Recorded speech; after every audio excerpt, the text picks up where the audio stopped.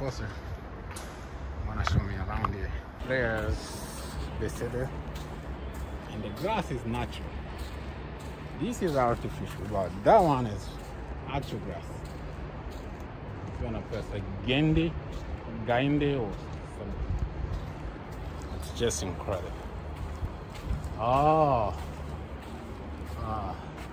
And this is where the player will be coming to have fun here. Gende.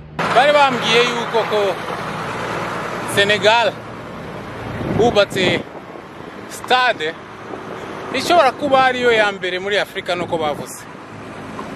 Numvaga abantu benshi babivuga. Ubwo rero icyo nakoze uyu munsi nagiyeyo. Nkuko nababwiye iri hanze ya Senegal yanani ya Dakar ho gakeye. Iri hanze ya Dakar gakeya nk'ibirometero 30. Ariko imbere ari wibanga. Bari banyangiye kwinjiramo umupolisi muhereza passport yanjye. Ndababwiza ukuri nagare ibintu byo kwirata. Inaha iyo uberetse passport yo muri Etazini ubona babyitwaramo neza. Hanyuma nawe ukicisha bugufi. Nukuvuga ko ibintu bibiri. Passport no kwicisha bugufi. Baragufasha.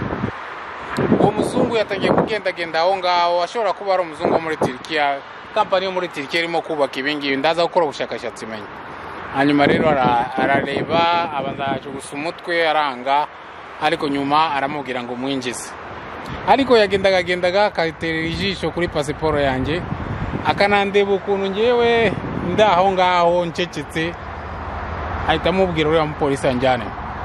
Umupolisi anjyanamo, nanjye namuguriye soda kumushimira. So abantu beza cyane. Ariko iyi stade ifite ibanga imbere, ni stade bagira ngo barayizanye barayitereka barayiboha, hanyuma rero baza kuyitereka ahangaha. Ni Duangire.